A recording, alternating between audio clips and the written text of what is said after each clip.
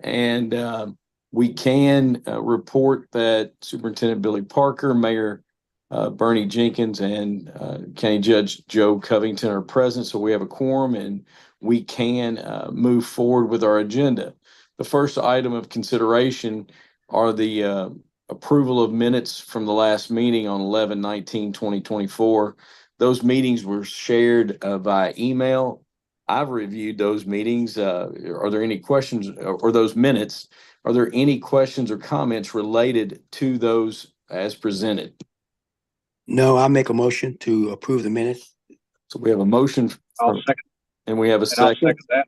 Yes, sir. Any other questions? All those in favor, please say aye. Aye. Aye. Any opposed? Motion passes. And then Scott, new General Counsel, Philip Ratliff, I'll turn it over to you. Thank you, Judge. Yes, we're very excited. This is the first meeting of our new General Counsel here. I'd like to introduce to you Mr. Philip Ratliff. He's joining us here. You can see him there on the screen. Phil is excited to be with us. We're excited to have him. He's already hit the ground running since he took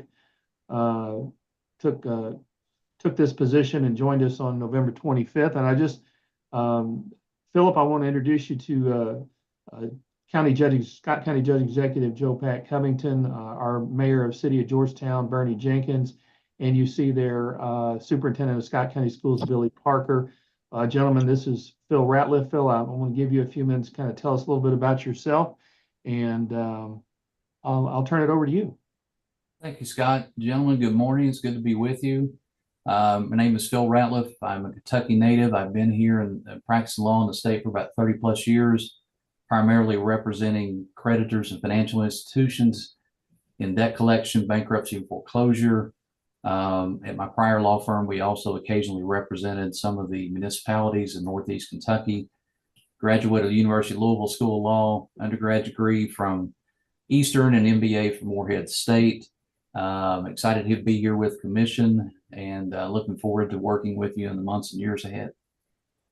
Well, welcome and glad to have you very much, and excited to have your role backfilled, and fantastic to have you.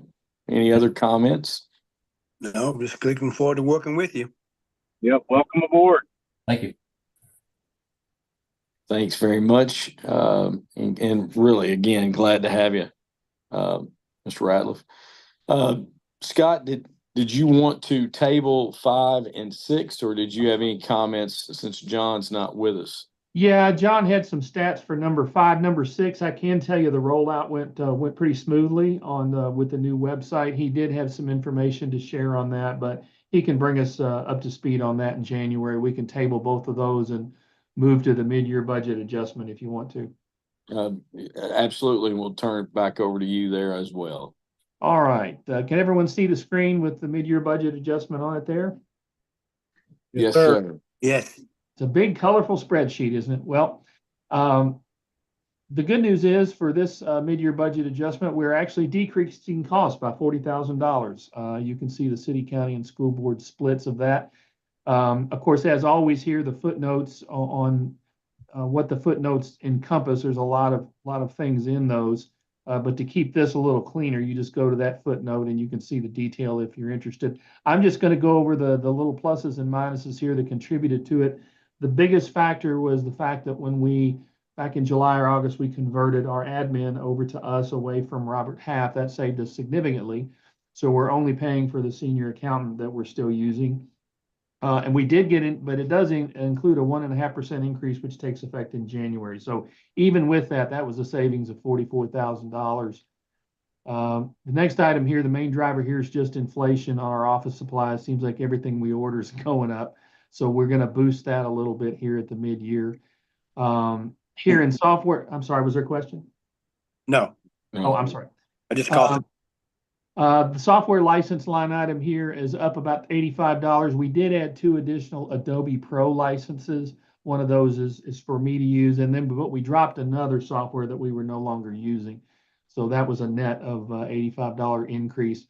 Another drop, we dropped Verizon Connect. We're still a Verizon Wireless customer, but this particular vendor we were having some problems with. They had the geofencing and the cameras on our fleet vehicle. So I think we're going to switch at some point in the next year, maybe not until the next budget cycle, to a vendor through Enterprise, which is where our fleet vehicle comes from. But that's going to be a significant savings.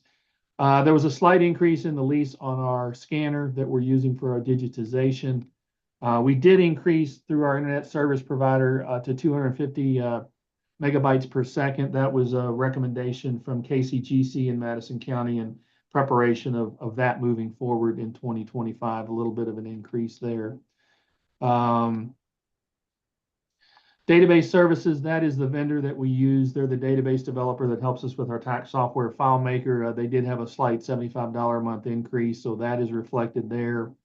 Our janitorial service increased $7 a month, but the main source of this 3,200 you'll see there is the $799 we paid over the summer to the movers to get all of our file cabinets and our files into the climate controlled offsite storage. And then that $2,638, that is the rent on that storage unit through the end of June. Now, we may not need it that long, depending on if the digitization keeps going as quickly as it is, but we're covered in the budget on that through June. Monthly maintenance costs, this is the vehicle lease. It dropped another about $10, $12 a month for no apparent reason, but we'll take it. So that's another $163.20. So like I said, the expense check that we'll take out of your collections starting in January will be lower due to this. And if there's no questions, I think we need, I'll entertain any questions, obviously, if anybody has any on this. If not, we can have a motion to approve the mid-year budget adjustment. Scott, I would, I was just going to make a comment, Mayor. I just really appreciate the detail and sharing that data, and of course, a reduction's always welcome, and you all are always working very hard on trying to get the best ROI for the county and the city and the schools. So we really appreciate the details. Mayor, I'll turn it over to you. I'm gonna make a motion that we accept the mid-year budget request. And then I'll say, again, like I've said before to you, Scott, really appreciate, the level of detail makes it to where, as you're going through it, you might have questions, but by the time you got to the end, all my questions were answered. So I appreciate that, and I will second that motion. Motion in a second. Any other questions, comments? All those in favor, please say aye. Aye. Aye. Any Aye. opposed? Motion passes. Move on down to FY 6/30/24 audit report review. And thank you all for the kind words on the budget adjustment there. We're always happy to save the taxpayers some money when we can. So yes, the audit that was attached. There's two pieces to that, two PDFs. One is the letter from the auditors, and this is pretty boilerplate, but it's their response after the audit. You can review that at your leisure. And then there is the actual audit report, which is I think about 27, 28 pages. I always share with you the last page. That's 22 pages. Okay. This is the one we're looking for. Nice, clean audit. No findings or responses. So nice, clean audit. We're happy with that. I have already sent the final copies. I sent the preliminary to Michelle, Stacy, and Gina. They've also received this final copy. And then, of course, if there's any follow-up when your audits are coming due, we always provide any additional information they need. But this is the final audit for fiscal year 2024. It went very smoothly, went very well. We had good opening and closing conferences. There is one sheet I always like to share with you. This is this year, it's page 17. This is the schedule of tax receipts and remittances. These are the final numbers for fiscal year 2024, which ended on June 30th. You'll see there I've highlighted what we collected was $63.7 million. The collection fees here, this is our budget after the audit was completed, $1.1 million. As I always do, I calculate divide those two numbers by each other and come up with 0.0184, which means for every $1 in occupational license tax we collected for you in this fiscal year, 1.84 cents of that covered our entire operational budget for the year. And that translates into a 98.16% ROI. And I also always like to point out, when you're looking at that 1.84 cents, since the city, county, and school board share those expenses, that means each of you pays less than 1 penny for every dollar we collect. We're always happy to report that to you. And this is the one page that really tells the story. And that's fantastic news. And again, appreciate the work and effort that goes into, making sure that we're in compliance with standards and that the audit is clean. And then again, the ROI is just kind of unheard of. So I will turn it over to my colleagues. Any comments? Well, no, I'm just glad to see that, that's what Scott, again, that, you do a fabulous job of making sure that we get the correct information to make good decisions. And that's always good. Sometimes you don't always get that. We appreciate that very much. You're very welcome. You can't make good decisions if you don't have good data. Do we need a motion to approve that report, or is that just information? Yes, sir. We will need a motion from the commissioners to accept the audit as it was presented. So moved. I'll second that. Motion and a second. Any other questions, comments? All those in favor, please say aye. Aye. Aye. Any opposed? Motion passes. Leads us down to number 9, general discussion. Okay. So we do have 2 new projects here from the Cabinet for Economic Development. I'll share these with you. They do not impact occupational tax, but I like to show these to you. 2 consortiums here got a grant and aid from the state. Again, no impact to occupational tax, but that is the first one, the first 2 projects we've had since February. So it's been 9 months, but those were approved on November 6th.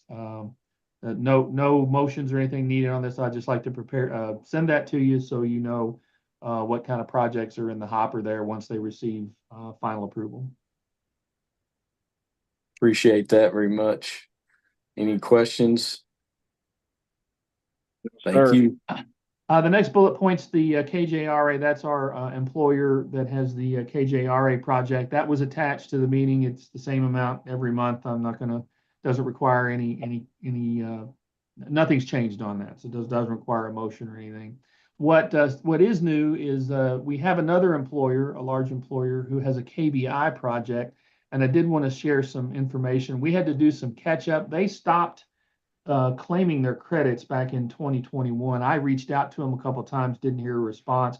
I think they've had some turnover. I wound up reaching out to my contacts at KEDFA in Frankfurt. They confirmed that they are still eligible for these credits, and it's still an active project. So we had to do some catch up. The entire year of 2022 was 23,000. You can see the city and county splits. Of course, the school board does not participate in these projects, but 2023 was 27,000. You can see the city and county splits. And then we did get the first, second, and third quarter of this year. So they're all caught up now. And the most recent one, third quarter, was 19,000. And you can see the city and county splits were less than 10. So we've got them all caught up on these payments. It's a pretty good project. I think they've hired quite a few folks over there. Nothing on par with the dollar amounts in the KJRA. It's much smaller, but I'm glad we finally got them caught back up. Any questions on that? I hope they said thank you. They did.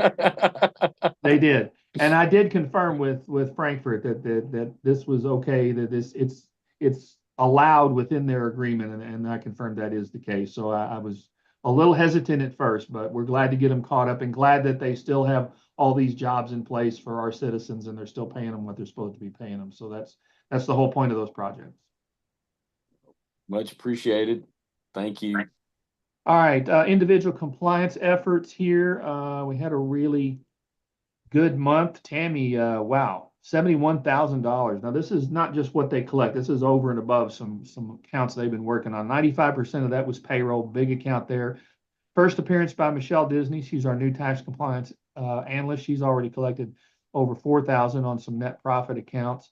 John, $1,000. I don't know how he finds time to even work on these accounts with all the stuff we've got him doing, but he did, and that's net profit. And then Denny in second place here, another strong showing, $23,000. 89% of that was payroll tax. So total team collections for November was right under $100,000. Good. Just Wow. wanted That's to share great. Congrats. Yeah. Much appreciated. Yeah, as I always remind you, it's the team here that makes this magic happen. I'm just the guy with the big mouth that talks about it. Let's see, electronic payment summary. We had a good November, if everyone can see that, $77,000. Interesting, I don't think this has ever happened since I've been tracking this. 100% of it was over the web. We're not doing too many transactions in the office. So again, 96% of it was payroll in the month, only 4% of it was net profit. We did have a regulatory fee for the city in there. Again, as always, 98% of it is the e-checks because that's a flat fee. About 2% of it was credit cards, and then you can see the credit card splits there between the 4 credit cards that we take. So just a little heads up on how the electronic payments are coming. And so far, we've already had $250,000 come over the web in tax payments. So that's the roll up on that. Any questions on that one? No questions. Thank you. Sir, Okay. So we will move on to the monthly collection stats here. You can see we had a good month in November. We were up about $219,000 overall after the October we had where we were down. That's refreshing. 5.7%. City was up about 81,000 or 5%. 5.1. County was up 109,000, 5.9. And school board was up 29,000, which is a 6.9% increase. So a nice rebound after that October. And I'll take us right over here to where that puts us for the quarter. So again, these are the numbers I just shared with you. You can see that split out for the cities and county and the school board. We are still down for this quarter, 839,000, but I can tell you as we sit here today with yesterday's collections, December is currently $590,000 over last year. So we're already beating, with 8 business days left, we're beating last December by well over $500,000. So we might wind up a lot stronger this quarter than we were thinking. When you take out the $7.7 million net profit deposit we received in July, we're still up $24,000 as of the end of November. So good to see us back in the black there. You can see that so far this year, we have collected $3.1 million more for the city than we had this time last year, and we distributed 2.9. For the county at this time last year, we collected almost 3.3 million more than we collected this time last year, and we've distributed 3 million of that. And for the school board, it's 1.2, almost 1.3 million is what we've collected over where we were at this time last year, and we've distributed 1.2 million of that. So that is where we are in terms of the fiscal year with 1 month left, and then we'll be at the halfway point. And any questions on that? Your comments about December's status and the overall impact on the second quarter will make me feel better closing out here in 2024. So, I've been trying to focus on quarters and not months. Yeah. So I think that's a good rule of thumb, and I appreciate your patience with me when I call you and say, "Hey, any updates, Scott?" I'm happy to do it. That's what we're here for. And we're going to have a stellar year. This fiscal year when it's done, because of this net profit payment, we're going to be obviously millions of dollars over where we were, but it's nice to see that we're holding our own compared to last year, even without that. So. Absolutely. Any other comments or questions? Thank you. All right. We're at 1,019 new accounts this year. That's amazing. We have over 1,000 accounts. That's an average of 93 a month. The closed accounts are 538. You can see compared to last year, we're down a couple of hundred in terms of the new accounts open, but we've also closed about 200 fewer accounts as well. So with 1 month left to go in this calendar year, how we track this, we're holding our own pretty good. Any year that we're over 1,000 new businesses registered with us is pretty amazing. November was actually the lowest month of the year, oddly enough. Only 19 new businesses and 70 closed, compared to 82 and 131. So that's the new and closed account summary. And then we always update these numbers. John ran this number, so we're now at 10,238 open and active accounts here at the Revenue Commission. So, any Can I questions? interrupt for a second? Yes. Actually, it should be 70 new and 19 closed. I thought 19 looked a little low, so just checked. Those two numbers should be reversed.